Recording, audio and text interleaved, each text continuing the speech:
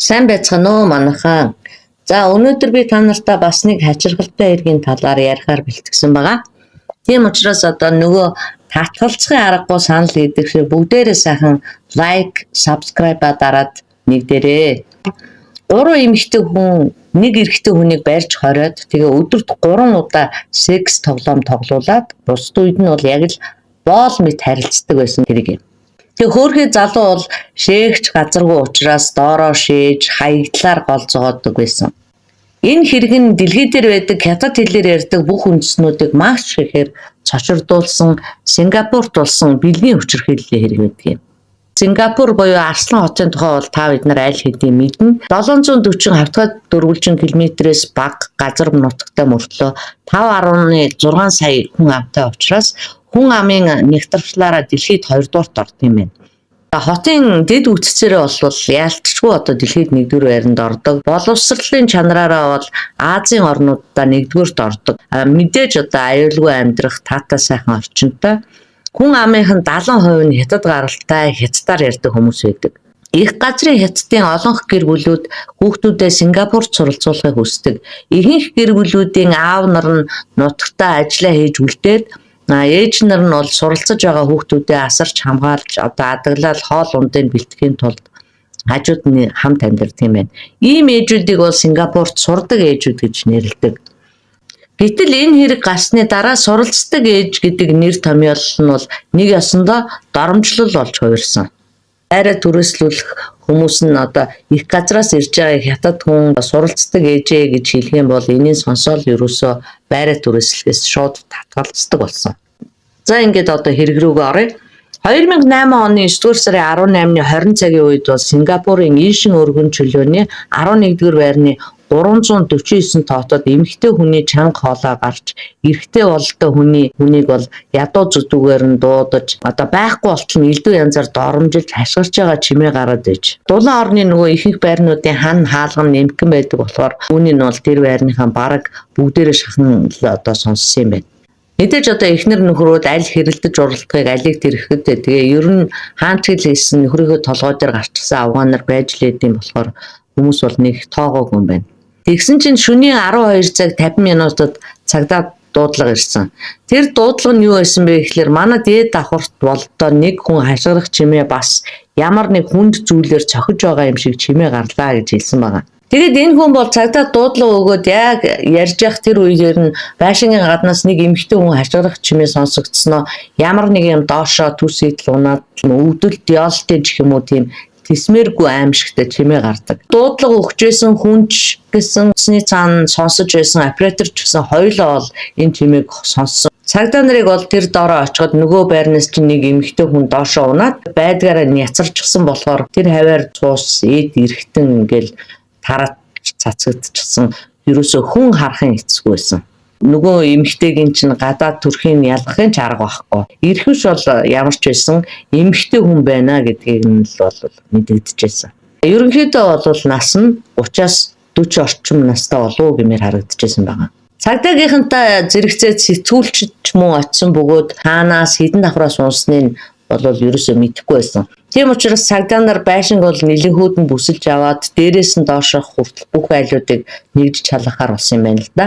Энэ байр нь бол ердөө 12 хүн давхар байсан бөгөөд 12 давхраас л 7 давхар хүртэл бүх айлуудыг нэгжинэ гэдэг нь бол тийм ч олон айл биш шүү дээ. Хайлт шалгалт хийж байх үеэр ноцтой юм илэрхгүй байсан. Тэгжид харин бүр 6 давхраас нэг с ิจ гтэй зүйлийг олж харсан байгаа. Тэр нь юу гэхээр нэг айлын хаалганы хатсан дээр нь цус олчихсан байсан. Тэгээд тэр айлын хаалгыг тогшоход бол хаалгаа огт тайлахгүй байсан. Ингээд цагдаагийнхан бол гал сөнөөх ангийнхныг дуудчихсан бөгөөд тэднийг ингээд хүлээгээд байж исэн чинь гинэт хаалга нэгдээд 40 орчим насны эрэгтэй хүн хаалгыг тайлсан байгаа. Тэгээ нөгөө хоёр бол гэрийнхаа дотордлын хаалгыг нээсэн боловч нөгөө гадна талын хамгаалалтын төмөр сараалчаа хаалгаа бол тайлж өгөөгүй. Нэрийг асуухад өөрийгөө Ван гэж хэлсэн бол нөгөө хүний баруун гарынхан 7 хурууны үе орчинд дөнгөж саяхан шаргацсан шин шарах байсан бөгөөд цус нь гарчихсан байсан. Гараа яачихсан бэ гэж асуусан чинь жимс үсгэж жаад урууга огтлцсан юмаа гэж хэлдэг. Тэгээд цагдаа нар утсан байгаа юм л да. Энэ хүн одоо гэр дотроо гараа зүсгээд хаалганых нь хавцсан цус болтго нь ямар учиртай болоо гэж мөрдөгч бодоод тэгээд шууд бол нөгөө хүнийг зогс хөдөлж болохгүй гэж тушаасан байгаа. За ингээд байж итэл гал сүнэгчд хурж ирсэн бөгөөд гадна талын хамгаалтын төмөр хаалгыг шууд тасдагчаар салгаж нээгээд дотогшоо ормогц өрөөний доторх байдал нь бол тэнд байсан бүх хүнийг цочирдуулсан байна. Өрөө тэр чигтээ ингээд цусан далай. Тус хүрээгүй юм гэж бараг байхгүй. Нэг эмэгтэй яг хаалганы хажууд уучихсан байсан. Орон дээр нь бас нэг эмэгтэй хөвтөжсэн бөгөөд хоёулаа бол ямар ч амьсгаагүй болчихсон байх. За ингээд гэрээг нэгжижсэн чинь бийц өрөөнөөс бас нэг эмэгтэй болцсон. Ингээд байшингаас унсан эмэгтэйтэй нийлээд бүр 4 эмэгтэй нэг дор хохирогч болсон байлаа. Сингапурын хууль тогтоомч нь маш хатуу чанга байдаг болохоор тэнд бол бараг сүүлийн 15 жилийн турш иймэрхүү онц ноцтой хэрэг ерөөсөө гарч байгаагүй гинэ. За ингээд азар ашгүй нойлын өрөөнөөс олцсон эмэгтэй бол амьд байсан учраас яаралтай түргэн тусламжаар эмнэлэгт хүргэгдсэн байгаа. Цагдаа нар мэдээж банк баривчилж аваад явсан. За ингээд мөрдөн байцаалтын үйл ажиллагаа явагдаж эхлэхэд хэрэгтэн бам болон бусад хохирогч нар бүгдээрээ их газрын хятад иргэд байсан. Тиймээс Сингапур цугаа хятадын элчин сайдын яам цагдаагийнхантай хамтран ажиллаж хэрэгтэн болон талигаачдын их сурвалжийг гаргаж өгч байсан. Хэрэгтэн болох Ван Тянжин хотын иргэн бөгөөд Ван Жижиан гэдэг байсан. 1966 онд Тянжин хотдоо төрсөн Тянжины бомбын хянагч байсан. Эхнэр нь түүнийг араар нь тавьсан учраас эхнэрээсээ салж хүүгээ эхнэртэй үлдээчихсэн. Тэгээ ганц бие ирвэсэн юм байна. Ван бол Сингапур Тянжин хоёрын хооронд хэд хэдэн удаа зорчиж байсан хилийн түүхтэй юм байна. Сингапурт ирсэн зорилго нь бол тодорхойгүй байсан. За орон дээр хэвтжсэн нэг эмэгтэй нь бас л 1966 онд төрсөн. Орон дээр хэвтэж байсан эмэгтэй нь бас л 1966 онд төрсөн 42 настай Жанмен гэдэг эмэгтэй байсан. Ачаа тээврийн бизнес эрхэлдэг нөхрөн цагдаагийн ажилтан амьдрал нь шинэлэг нэг. Гэхдээ бол нөхрөөсөө салсан гэдэг мэдээлэл гарч ирсэн байна. Хаалганы хажууд хэвтэж байсан эмэгтэй нь болохоор Жанмений охин Фин Жаню гэдэг байсан бөгөөд Сингапурт суралцахаар ирсэн оюутан. Жанмин нь бол охиноо ая тухтай сургахын тулд Сингапурт ирсэн сурдаг ээж байсан. Цонхоор унсан эмэгтэй нь болохоор 36 настай Янжи гэдэг хүн байсан бөгөөд 1976 онд Далиан мужийн Шиньян хотод төрсөн. Тэгээ хуучин нөхрөөсөө нэг охинтой бөгөөд дахин гэрлээд бас нэг хүүхэд төрүүлсэн. Нэг байрыг түрээсэлж амьдардаг хүмүүс юм байна. Янжи болохоор бас л одоо охиноо сургах гэж ирсэн сурдаг ээж. Охин нь болохоор нөгөө жорлонгоос олцсон цорын ганц амьд үлдсэн эмэгтэй байсан бөгөөд тэр бол Грэс гэдэг нууц нэртэй. Магадгүй нэрийн нууцсан багтаа цорын ганц амьд үлдсэн хүн учраас. За ингээд энэ 5 хүний мэдээлэл гараад ирсэн. Энэхүү одоо хүүхнүүдийн сууцанд яагаад Ван Жижиан байсан бэ гэдэг асуудал аяндаа гарч ир таарна шүү дээ мэдээж. Энэ ээж охин дөрөвт хорсож хилгэнсэн байж болох вэ? Энэ талаар бол бас судалж эхэлсэн байна. Ван Жижиан бол эднийхээр олонтоо орж гардаг байсныг нь бол оршин суугчид мөн харж нэрчилсэн байна. Түүнийг Жанмен буюу орон дээрээс олцсон эмэгтэйгийн найз залуу гэж хүмүүс бол ярьж ирсэн. Тэдний хамт явахыг харж ирсэн байна. Цонхоор унсан эмэгтэйгийн талаар бол хүмүүс бас их ярьж ирсэн гинэ. Тэр Янжи гэдэг эмэгтэйг бол залуухан царайлаг ёстой л одоо барын аванд гараа хийхээс буцахгүй тийм эмэгтэй байна гэж ярьдаг байсан юм байна. Янжи болохоор 2 удаа гэрэлжсэн бөгөөд Сингапурт ирээд 60 настай хүнтэй танилцаж дотны харилцаанд ордог байсан гинэ. Нөгөөх одоо 60 наснаасаа бол байнга бэлэг авдаг байсан бөгөөд өөрийгөө бол тэр 60 настай амрагийнхаа амьдралд нь очсон бэлэг гэж үздэг. Тэгээ ер нь бол зохисгүй байдалтай эмэгтэй байсан гэж ойр хавийнх нь хүмүүс хэлсэн байна. Тэр хоёр сурдаг ээжийг бол хоёулаа нөхөргүй юм байна гэдгийг нь бол гадралдаг байсан гэж байна. Ван Жижиан болохоор царайлаг, бие хаанч аятайхан хүн. Түүнийг одоо энэ гэрт байж байх үеэр нь одоо энэ хэрэг болсон байна л да. Хүмүүсийн яриагаар бол Ван Жижиан тэр хоёр эмэгтэйд одоо үйлчилдэг байсан. Тэгээд одоо нэг удаагийнх нь үйлчлэхээр ирсэн үед нь энэ хэрэг болжээ гэж дүгнэлтсэн байгаа юм.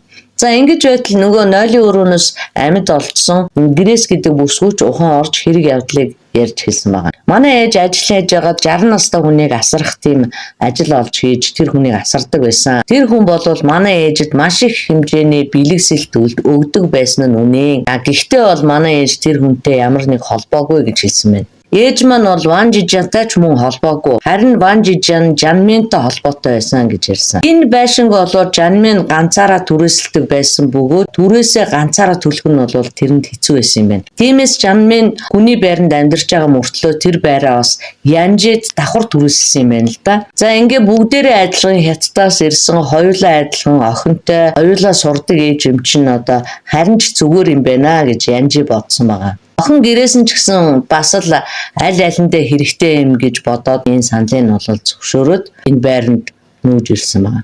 Гэхдээ тэр хоёр бол анх энэ байранд орохдоо Ван Жижаныг энд амьдардгийг мэдээгүй. Орсноос хойш бараг 1 сарын дараа л мэдсэн гинэ.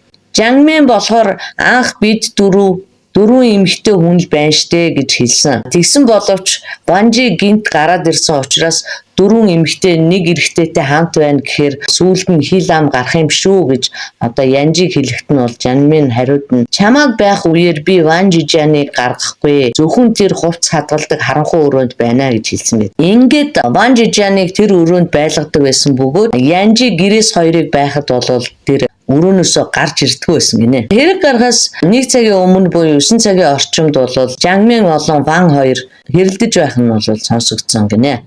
Тэр хоёр бол далайн хоол хийх гэж байгаад загас хавчнаас болоод муудалцаж эхэлсэн гинэ. Осуудын хооронд айл одоо хэрэлдэж муудалцах алиг тэрх үдэ гэж одоо хуцтай хүлээж авахгүйгээр тэгээд орондоо ороод унтахаар хавцчихсэн юм байна. Ийм одоо эмгэнэлт явдал болно гэж бодоогүй гэж гэрээс ярьсан байгаа. Гэрээс болон түүний ээж хоёр хажуугийн хаалганаас ер үсэн дуу чимээ болон эмэгтэй хүн хашгирахыг сонсоод цагдаа дуудах хэсэг хоорондоо ярилцж исэн юм байна л да. Тэгжээд л Ван юугүй хаалгыг өшгөлж орж ирээд тэднэрүү дайрсан гин. Ээж нь гэрээсийг хамгаалж явах үеэр угаалгын өрөөрөө амжиж гүйж орсон байна. Хэсэг хугацааны дараа Ван Жижан угаалгын өрөөнийх нь хаалгыг эвдэж онгойлгоод гэрээс рүү дайрч эхэлсэн бөгөөд аз олж энэ үеэр цагдаа нар ирсэн гэжээ. Гэвч энэ бол зөвхөн гэрээсээ өгсөн мэдүүлэг. Тэгэхээр Жанмин Ван Жижан хоёр найз залуу найз охин хоёр байсан бол яагаад найз эмэгтэйг алсан юм бол? Тэр хоёрын хооронд ямар нэг өшөө хорсол байсан болов гэдэг асуудал цагдаа нарт бас чухал санагдсан байна. Ингээд одоо мөрдөгчд Ван Жижанаас за яг юу болсон юм бэ? Юунаас олж одоо та нар муудалцсан юм бэ гэж одоо дахин лавлахад бол тэр юу ч хэлэхгүй зөвхөн одоо амандаа бутансаар байсан бөгөөд тэд нар намайг маш их дээрлэхэж дарамтлсан. Харин одоо би арай гэж одоо эрхчлөөтэй боллоо гэж нэгжсэн гинэ. Цагдаа нар бол Ван Жижан болон Жанмин хоёрын хувийн мэдээллийг нь бол өөрсдийнхөө сувгаар олж авсан байна. Тэгтэл одоо тэдний харилцаа нь бол зөвхөн одоо найз залуу найз эмэгтэй төдийхнөр хязгаарлагдаагүй гэдэг нь тодорхой болсон юм байна. Хоёулаа одоо Жанжи хотод өсөж төрсөн ч гэсэн багын найз нөхөд байгаагүй. Харин одоо 1996 онд хувьцааны арилжаа хийж байгаа л одоо бие биентэйгээ танилцсан юм байна. 2005 онд Ван Жижаны эхнэр нь бол араар нь тавиад эд дунд насндаа Ван Жижан эхнэрээсээ салаад сэтгэл санаагаар унаад маш их ганцаардаж бүтэн жил шаналж явж исэн гинэ. Шаналаад явж байхад нь 2006 онд Жанмин түүнтэй холбогдож хоёулаа нийлээ гэсэн санаачлаг гаргахад нь бол сэтгэлээр унаж цөхрөөд байсан Ван Жижанд бол энэ санаа нь таалагдсан. Ингээд Жанмин Ван Жижан хоёр одоо үерхэж хэлсэн. Яагаад одоо Жанмин бүсгүй Ван Жижанд тийм хайр дурлалын санал тавьсан юм бэ гэхлээр зэрэг өндөр нуруутай ой залуу гэдгийг нь бол гэрэл зургуудаас нь харж олно. Жанмин бол хиний Ван Жижаныг зөвхөн одоо тэр царайлаг сайхан байдлаас нь болоод анхаарал халамжиндаа аваагүй гэдэг нь сүүлд нь тодорхой болсон. Тэр үед бол Жанмин өөрийнхөө гэрэлчгсэн одоо нөхөртөө гэдгийгээ бол Ван Жижанаас маш их нуудаг байсан гинэ. Энэ талаараа ерөөсөө хилээгүй байж байгаад 2007 онд одоо би гэрэлсэн нэг хүүхэдтэй гэж хэлсэн байна. Үүнийг сонссон Ван Жижан бол маш их эвгүүцсэн. Учир нь бол эхнэр нь өөрийг нь хуурснаас болж тэр одоо гэр бүлээсээ салсан. Гэтэл тэнд бас өөр нэг эр хүн одоо өөрт нь хууртаад явж байгаа гэж бодохоор бол түүнд маш их хүнд туссан гинэ. Тийм учраас Ван бол түүнээс салгаар шийдсэн. Харин одоо Жанмин бол түүнээс салахыг хүсэхгүй байсан бөгөөд алах саналыг бол маш их эсэргүүцсэн байна. Бүсгүй бол Ванд хэлэхдээ хөр өтөр бол хоорондоо ямар ч тийм сэтгэл зүрхний холбоо байхгүй зүгээр л одоо хүүхдүүдийнхээ төлөө хамт байдгаас л хэтэрдэггүй. Тэгээ одоо хүүхдүүд маань бол том болчихсон. Тийм болохоор би одоо нөхрөөсөө салах бүрэн боломжтой. Чи өтөрт бол ямар нэгэн өөр саад дотор болох асуудал байхгүй гэж ятгасаар байгаад тэгээд бүр болохгүй болохоор нь хурууга зүсээд банжи жам би чамд хайртай, чамтай гэрлэхийг хүсэж байна гэж цусаараа захидал бичиж өгсөн байгаа. Түүний энэ үйл ажиллагаа нь бол маш амжилттай болоод банжи жаны сэтгэлийг нь бол маш хөдөлгөж уяраасан гинэ.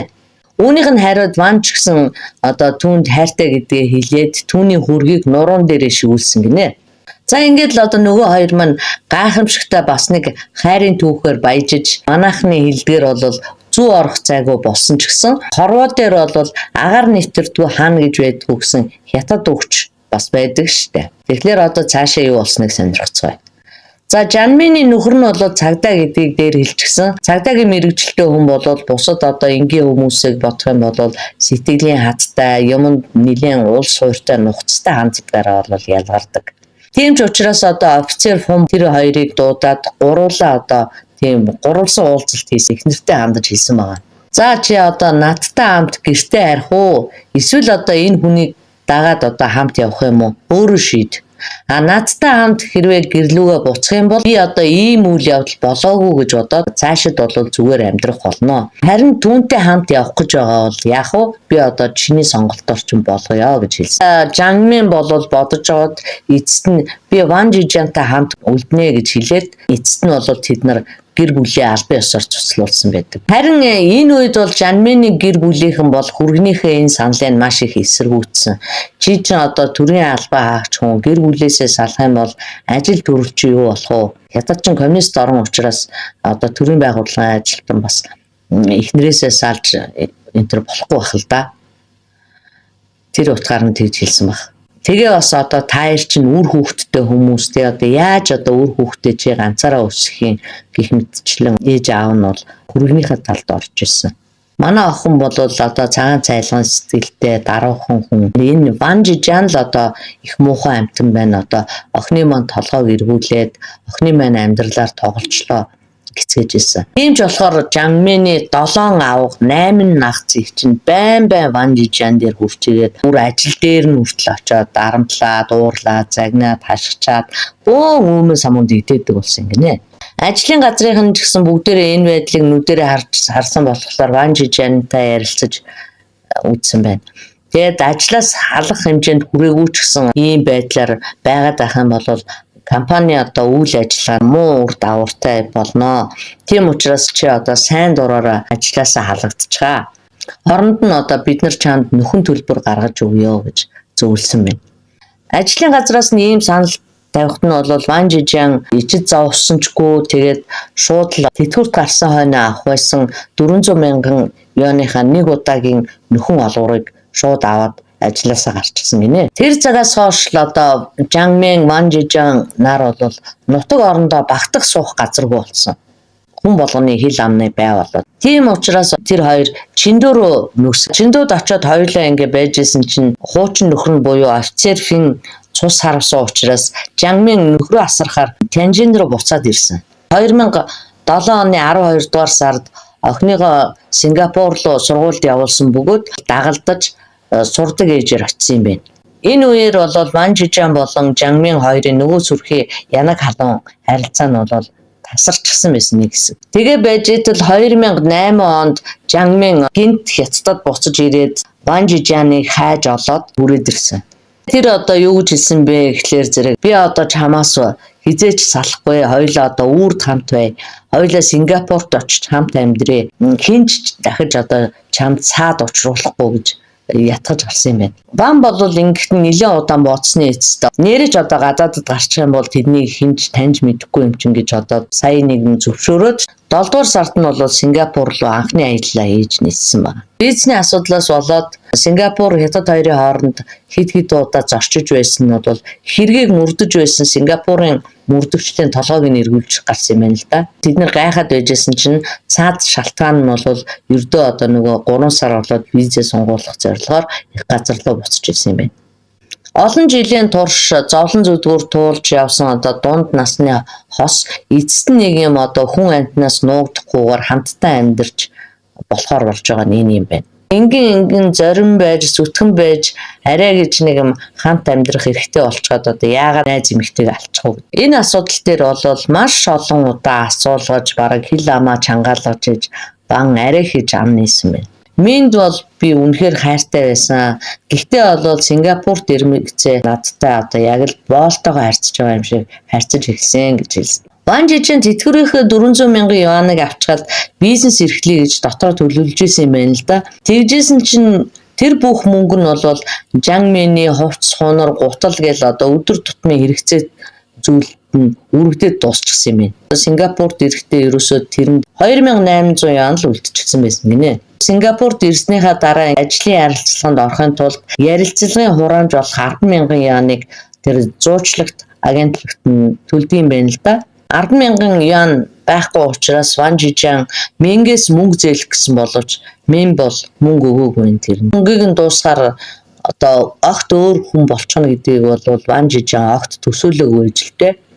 Ван Жижины мөнгөнч дууссан, Мин түүнийг бол загнадаг болж сүүлдээ бүр зодож эхэлсэн бөгөөд Сингапурт очоод хүнээс нуугдаж айхгүй амьдран гэсэн хүн чинь Вантай харилцдаг харилцаагаа бол хүмүүсээс нууцлсан хэвээрэл байсан. Дээр нь бол Жаммин маш их атаархав зантай байсан учраас нэг удаа Ван гадагшаа гарч гүйчээд орж ирэхдээ Янжитай тааралдаад хамт орж ирсэн юм байна л да. Мэдээж одоо нэг гэрте байгаа хүмүүс чинь гадаа тааралдчаад нэг хаалгаар л орох юм чинь хамт ороод ирж болно шүү дээ. Энэ нь бол хэвээ үзэгдэл. Тэгсэн чинь Жаммин үүнд нь атаархаад уурлаад бөө юм болоод хэрүүл болж исэн юм байна. Тэрнээсээ болоод Ван бас зодж исэн юм байна. Дахиж одоо гадагшаа гарахын бүр хоригдчихсан гинэ. Ингээд одоо ахын юм хадгалдаг харанхуй өрөөнд байлгаж эхэлсэн байна. Түүнийг одоо дотор өмд битгий хүмүүс тэр үеийн бүр ямар ч хувцс битгий хүмүүс гээд хувцс өмсгийг хоригддог. Хувцснуудын бүгдийг аваад хураачихдаг байсан юм. Бодвол одоо гадаа гараа зүгтаач нэг боддог байсан юм билгүй. За ингээд Сингапурт байсан Ван Жижины амьдрал нь бол яг л боолын амьдрал шиг болсон. Жангмин болон түүний охиных нь хоолыг хийж, хувцсыг нугаадаг, дуусчаад шууд л одоо өрөөрөөгөө ордог. Үлдэгдэл хоолыг идэхийн тулд бүх хүнийг хоолоо идэж дуусхын өрөөндөө ороод хүлээдэг байсан гинэ. Тэгээ бие засахын тулд бол ариун цэврийн өрөө ашиглахыг бас хоригдчихсан. Лонхонд шигээд хунцар сав юм уу гялгар уутанд хүндэрдэг байсан гинэ. Гэрт нь тэгээд хинч байхгүй болтол нь хүлээж агаад өөрөө тэрийг авч шайдаг. За тэр бүхнээс илүүтэй бол түүний хүлээн зөвшөөрч чадахгүй байсан ганц зүйл нь бол Жангмин гинэ. Тэгээ Жангмины хүсэл тачаал нь бол маш их хүчтэй. Өдөр бүр түүнтэй бэлгийн харилцаанд орохыг шаарддаг байсан мүү. Өдөрт 3 удаа бэлгийн харилцаанд орох хэрэгтэй болдог. Тэгээ эцэст энийг нь бол тэр төвчж чадаагүй. Жангминыг арай хийж аргалж агаад нэг удаа эх орондоо очсон юм байна. Эх орондоо очиод сайхан байжсэн чи 2008 оны 9 сар Жангмин дахиад түүнтэй холбогдоод одоо олон сайхан зүйл яриад ятгаад эхэлсэн байна. Тэгээ би охиноо Раплес гэдэг сургууль руу шилжүүлэх гэсэн юм аа. Чи надад туслаач дээ гэж одоо мөнгө гуйсан байна л да.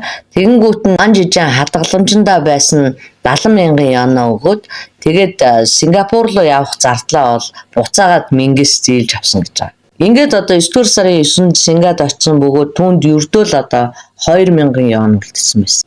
Жангмин Ван Жижинд одоо ажилд ороход нь тусалж ажлын ярилцлаганд орох мөнгө өгнө гэж амласан болохоор нь тэрүүнд нь баярлсан Ван болол найз бүсгүйгээ одоо хариу баярлуулахаар 120 Сингад доллараар хавч худалдаж авсан гинэ. Гэсэн чинь энэс болоод Жангмин одоо хоолны ширээний ард Ванг цохиж зодож харааж зүхэж гарсан байна. Түүгэрч зогсохгүй нөгөө авчирсан хавчнаас нь Ванд бол идүүлээгүй бөгөөд би одоо үүний үлдсэний охиныхоо өглөөний хоолнд хэрэглэнэ гэж лээ далд хийцэн гинэ. За 9 сарын 18-нд Жангмин дахиад л хавч идмээр байна гэж Ван Жижиныг чи яваад гараад хавч аваад ир гэсэн тушаал буулгасан юм. Ван хавч авах мөнгөгүй байсан учраас хоёр загс аваад буцаад орсон юм байна л да. Ороод одоо Жангмин хэлсэн байгаа. Хоёлаа одоо хэдхэн хоногийн өмнө хавч авч идсэн ч дээ. Одоо энэ удаа ингээд загс идчихъя гэж учирлаад хэлсэн чинь Жангмин бол уурлаад түүнийг одоо үгээгүй ядуу муу гуйлагчин гэдэл хараад гарсан юм байна. Өөр нь бол одоо сүүлийн үеэст нь Ванг дандаа л үгээгүй ядуу гуйлагчин гэж харааж зүгтдэг болчихсон гин л дээ. Тэгээ ванд бол эхэндээ энд нь бол маш их төвчдөг байсан ч гэсэн сонсох тусам одоо уур нь хүрдэг байсан байгаа дотроо. Өөрөө нөгөө ажилтай, амьдралтай тэгээд бас дундаж гэр бүлээс гаралтай одоо хизээч тийм гуйлгчин төлөвчин байгаагүй хүн чинь болол байн одоо хүнээр гуйлгчин өгөөгүй хоосон ядуу гэж хэлүүлээд байх нь бол бас эр хүнийхээ хувьд ч тэр хүнийхээ хувьд ч тэр маш хэцүү байсан байгаа. Тэсэн ихэд одоо яаж тэсгэв тэгээд минтээ энэс болоод маргалдаж эхэлсэн. Сүүлдээ бүр ширүүн хэрүүл гарсан байгаа. Хэрүүлийн дараа 9 цагийн үед Жангмын орондоо ороод унтахаар хэвтчихсэн байна. Ван Жижан өөрийнхөө амьдралыг бодох тусам уур нь хүрээл дотор нь тавчтаад байсан. Тэг хинээс олж ажлаас гарч, хинээс олж төрийнхөө мөнгийг хуугаар нь авч, тэгээд хадгаламжинд байх ёстой тэр мөнгөө хинд зарцуулж дуусгасан билээ дээ. Тэгсэн мөртлөө хариуд нь бол өдөр болгонд доромжлуулж, ханаж цацдгүй тэр дур хүслийн тайлгаар одоо өөрөө хүсэхгүйгээр бэлгийн хүчрхийлэлд орж ингэж байж байгаа ботхоор бол тесэрч өгмөр санагдсан. Тэгээ Жанмин бол түүнийг одоо хаач байсан яаж яж байгаад олоод ирдэг юм чинь тэгээд бодсон байгаа юм л да. Энэ ер нь намайг анхнаасаа л тийм агнах төлөвлөгөөтэй байсан юм байна гэдгийг нь бол одоо сая нэг юм бодож олсон байгаа. Тэгээд ингээ бодглоор зэрэг үнэхээр одоо түүнд гомдолтой байсан. Ван Жижан чинь ажилтай, амьдралтай, эд эрэхтэн бүтнээр барахгүй бүр гоо сайхантай тийм одоо хүн байсан.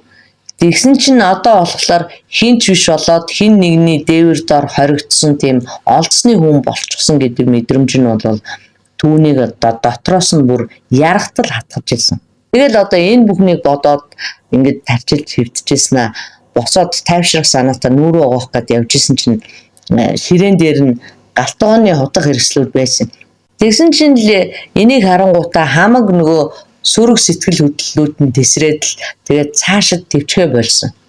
Ингээд хутгийг аваад унтчихсэн минь рүү дайрсан. Тэгээ өвдөлтөөсөө болоод минь сэрж нэг чанга хашгирсан боловч удалгүй тэгээд амиа алдсан. Гэтэл энэ үед хаалга гинт нээгдсэн бөгөөд Ван Жижан хин ирж байгааг нь харж амжаагүй байтал түүний нүүрлүү нь бол учир зүггүй дайрч гарсан гинэ. Ван ч өөдөөс нь утга барьсан чигээрээ дайрсан бөгөөд дараа нь бол Янжи гэрээс хоёрыг ч гэсэн зүгээр орхисонгүй. Тэгээ энэ бүх үйлдэлээ Ван Жижан тайлбарлахдаа би үннийг хэлэхэд шүршүүрт орох хүртлээ бол юу болоод өнгөрснийг бараг ойлгоогүй. Миний санаа сэтгэл хов оосон болчихсон юм шиг л байсан. Тэгэд гинэт одоо ухаан ормогц юм хумаа хурааж цэгцлээд эндээс хурдан зүхтэй гэж бодож байсан гэж тэр ярьсан байна. Зүхтэй гэд бодож итэл одоо хаалган дээр нь цусны мөр үлдчихсэн байж л дээ. Би хитрхи гуурлаж хорсноосоо болоод өөрийн гэсэн ухаангүй болчихсон байсан гэж Ван Жижан тайлбарласан байдаг. Тэгээ мөрдөн байцаагчид бол тэгж бодоогүй. Учир нь түүний гар хуруунд хид хідэн хутганы шарах байсан бөгөөд түүгээрч барахгүй одоо тагтны гадна талд мөн хулсны шон дээр ч гэсэн цусны тал үлдсэн байдаг. Тэр одоо хулсан шон гэдэг байгаа нь болохоор тагтны гадна талын хамгаалтын тийм нарийнхан хулсан одоо манайхаар бол тагтных нь их бие юм шиг байгаа юм л да. Би л тэгж ойлгоод байгаа. Цагдаа нар бол энэхүү цусны толбыг тайлбарлахдаа Янжиг алах гэж хойноос нь хөөцөлдөж тагтны өргөтгөл рүү гүйж явж байхдаа энэхүү толбыг үлдээсэн гэж үзсэн юм байна. Янжи бол доошоо унах гэж байхдаа нөгөө хулсан шонгийн нэгнээс нь гараараа зүүгдээд барьж тогтчихсэн бөгөөд адгүй одоо зүүгдсэн чигээрээ нөгөө хулсан шонгоо шат шиг ингээд нэг нэгээр нь ахиулсаар агаад амьд гарч болох байсан учраас Ван Жижан тэрийг мэдээд түүнийг одоо албаар түлхэж унгаасан гэж цагдаа нар үзсэн байна. Анхаарал татсан зүйл нь юу вэ гэхлээр зэрэг 4 хүнийг алах гэсэн энэ хэрэг нь бол ухаан мэдрэлээ алдснаас болоод багтартлаа уурлаж юу хийснээ ч мэдэхгүй байсан гэж Ван хэлээд байгаа шүү дээ. Тэгэхээр зэрэг ухаан мэдрэлээ алдснаас болоод үлдэгдсэн юм бол аллагынхаа зэвсгийг одоо юу гэж солиод яваад ах юм бэ? Тийм боломж байхгүй. Яасан гэхлээр зэрэг нөгөө ширээн дээр байсан галтгооны хэрэгсэл гээд байгаа чинь ерөөсөө нөгөө хутганы ком байсан юм байна л да. Гэтэл одоо тэр хутганы комон дотор байсан бүх хутгнуудыг хэрэгэлсэн байгаа нь нотлогдсон юм байна. Тэгэхээр зэрэг хүн амины зэвсгийг нэгээс олон удаа солино гэдэг чинь бол ухаан мэдрэлээ алдчихсан хүний үйлдэл биш гэдэг гэж бол цагдаа нар тодорхойлсон. Үнэхээр ч одоо ухаан мэдрэлээ алдчихсан болвол шүршүүрт ороод хувцас солиод зүхтах гэж оролдохгүй л байсан. Эдгээрээс үзэх юм бол Ван Жижиан хэрэг үйлдэх үедээ өөрийн ухаан мэдрэлтэй байсан гэсэн үг. Жангмин тэр хоёрын харилцаа бол яг түүний ярьжсэн шиг харилцаа мөн байсан уу гэдэг нь бас нэг асуудал. 2008 оны 1-р сард тэр хоёр хоёулаа гарынхаа шуун дээр шивээс хийлгсэн юм байна л да. Нэг нь болохоор чөтгөр, нөгөөх нь болохоор могоон дүрс тус шивүүлсэн байна. Тэгээ цагдаа нар бол энэ чөтгөр могоо хоёрыг нь бол Жангмины төлөөлөл гэж үзсэн юм байна. 3 жилийн турш мөрдөн байцаалт явуулж, нотлох баримт бүрдүүлж, шалгасныхаа эцэст 2011 оны 11 сарын 22-нд Сингапур улсын дээд шүүхээр уг хэрэг нь хилцэгдсэн. Тус шүүх хурал дээр Ван Жижианы өмгөөлөгч хэлэхдээ Ван Жижиан Жангми болон бусад хүмүүсийг алсан нь үнэ. Хуурам эхлэгдэж, олзлогдож, хүчээр хоригдож, хүчирхийлүүлж байсан нь ч бас маргаангүй үнэн. Дээрээс нь гутамшигтай амьдралаар удаан амьдарч ажил төрөл бүх хадгаламжаа алдсан нь ч бас үнэн. Мөн Жангмингийн гэр бүлийнхэн болон ах トゥ нар аав ээжд нь байнга дарамтлуулж сэтгэлийн дарамтанд удаан байснаасаа болоод байнгын сэтгэлийн дарамттай амьдардаг болсон. Тэр өмгөөлөгч бол сэтгэл зүйч эмч нарын дүгнэлтийг хавсаргаж тайлбарласан юм байна л да. Тэрхүү сэтгэл зүйч эмч нарын тайлбар дээр юу гэж бичсэн бэ гэхлээр зэрэг Ван Жижиан Сингапурт хурж ирээд Жангмины хүчирхийлэлд ор хоригдож амьдарч явах хугацаанд бол байнгын хүнлэг ус харилцаанд ордог байсан. Мөн дээрэс нь бол Сингапур гэдэг огт таньж мэдэхгүй өөр ёс заншилтай дүрм журамтай улсын тэр амьдралынх нь хэв маягийг ойлгоогүй улмаас олон асуудлуудад тулгарч исэн. Тэгэд энэ асуудал тулгарх болгонд бол тэрээр өөрийгөө арчаагүй, доожоогүй мэтэр бодож эхэлсэн. Энэ хүнийг бол үл дасан зохицох сэтгэл зүйн эмгэгтэй болгосон байна гэсэн дүгнэлтийг бол гаргасан байна. Энэ нь бол манайхны хэлдгээр соёлын шок гэдэг хэл юм байна. Мэдээж нөгөө коммунист дэглэмтэй улсад амьдарч исэн.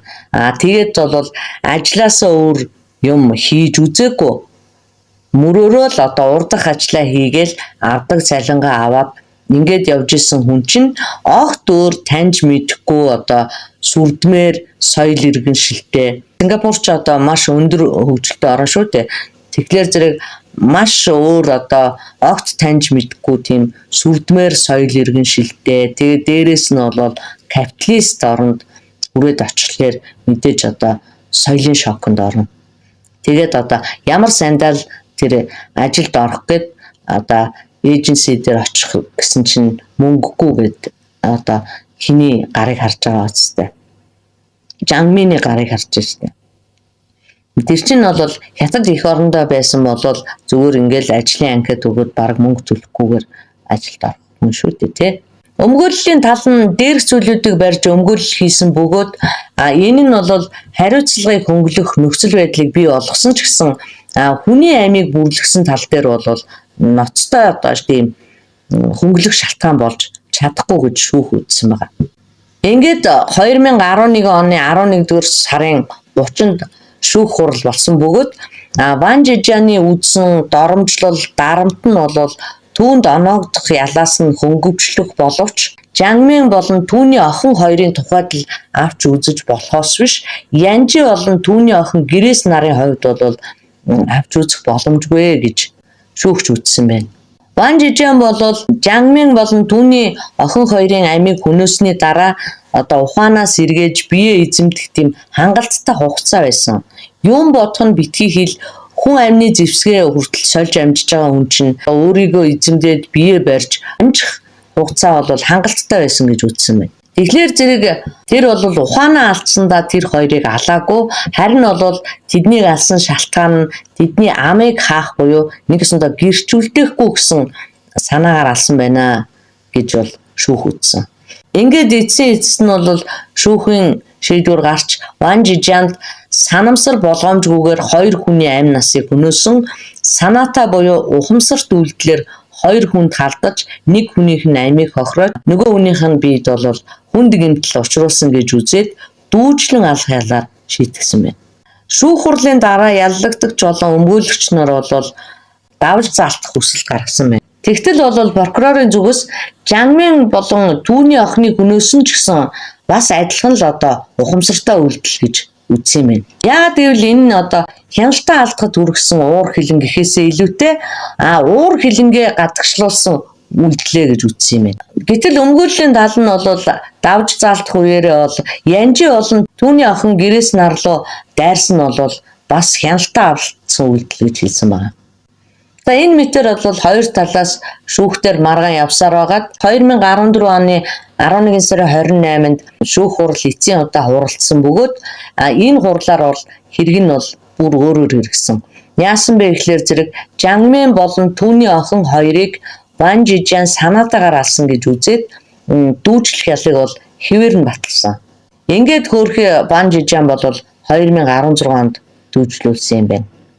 Энэ хэрэг дээр ерөнхий анализ хийгээд үзэхэд нийтэр 80-аас дээш өндөртэй Ван Жижан яагаад тэднээс зугтаж болоогүй гэдэг асуулт юуны дөрөнд гарч ирж штэ.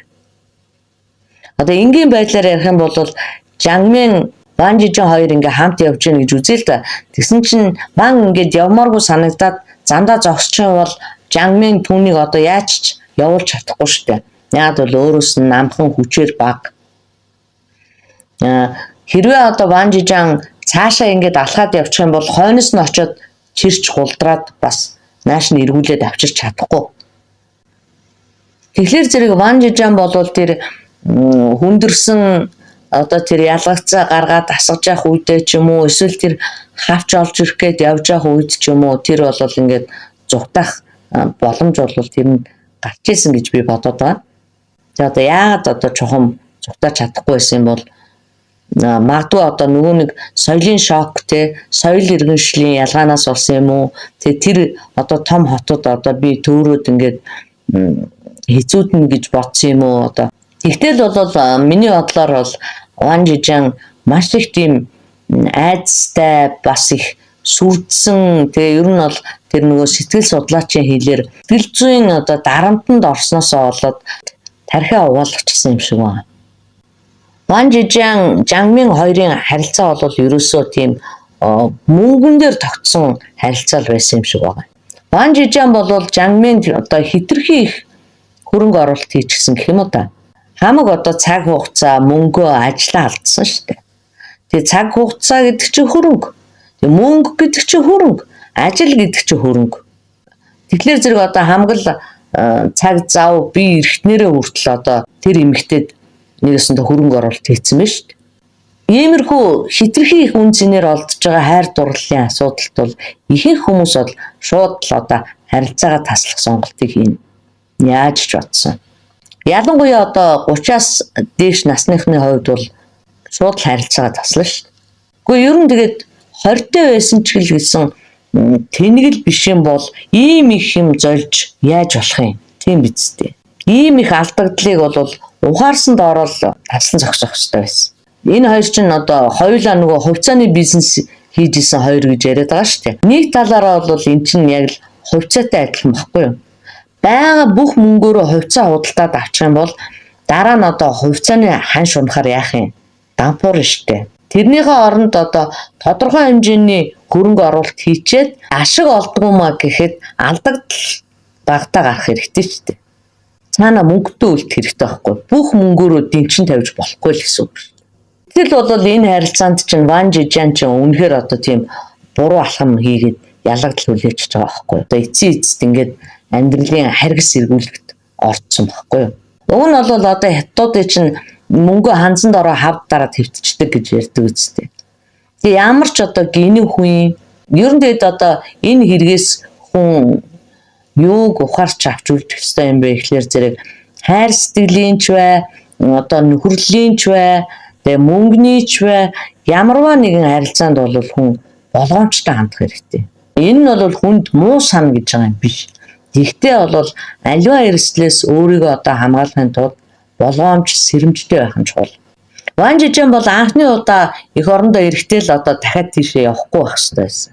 Яг тэгэхээр тэр чинь нүцгэн шалтан байлгаад гэларуутанд бийж суулаад тэр чинь дарамтлсан шүү дээ. Тэгээд тэрийг хүн амсчаад тэр алдаагаа дахин давтаад дахиад гүгэд очно гэдэг чинь тархиа уулгачихсан гэх юм уу. Физикийн тэнийг тийм л хүний ажил шүү дээ. Тэрнээс бол одоо жоохон ухаантай хүн байсан бодвол хүний мөн чанарыг нэгэн л таньчихсан юм чинь тэр хүний ятгалганд бол автахгүй байж болох байсан. За тэгээ яасан бэ гэхлээр зэрэг энэ хэрэг гарснаас хойш бол Сингапурт хүүхдэд дагаж очдог нөгөө сурдаг ээжүүдэд бол маш их хүндрэл гарч ирсэн байна л да. Их газрын хятадаас очиж сурдаг ээжүүдэд урд нь бол ажил олж хийж болдог байсан чинь энэ хэрэг гарснаас хойш бол сурдаг ээжүүд эхний 1 жилдээ бол ажил хийх эрхгүй болсон. Мөн одоо сурдаг ээжүүдийг маш ихээр ялгуурлан гадуурхдаг болсон. Учир нь болохоор нөгөө янжи чинь амар хялбар мөнгө олохын тулд 60 настай өвгөнтэй одоо гэр бүлээс гадуурх харилцаа тогтоочсон байсан нь олон нийтэд ил болсон. Нөгөө нэг сурдаг ээж Жангмен бас л одоо гэр бүлээс гадуурх харилцаатай байсан ирээ олны нүднээс нуух зорилгоор одоо нэгэсэнд нутаг орондоо багтахгүй болохоор тэр хоёр чинь Сингапурт ирж байгаа ч тийм. Нөгөөдхийг хүчрхийлээ, дарамтлаад бүр бие засах ирэхгүй болгоод хорионд амьдруулад өөрөө бол бас Сингапурт одоо би ямар амьдарч тэгээд мөнгө олох зорилготой ирсэн зэрэг нь бол сармаг үйлдэлүүдээс нь болоод тэгээд ард иргэд бол их газрын хятад иргэдэг бол нийлт одоо маш ихээр ялгуурлаж гадуурхаж үздэг болсон байна. За ингээд суугт маань хамт байсан та нартаа баярлалаа. Лайк, subscribe марталгүй дараад байгаарай манайхан. За баярлалаа баяртай.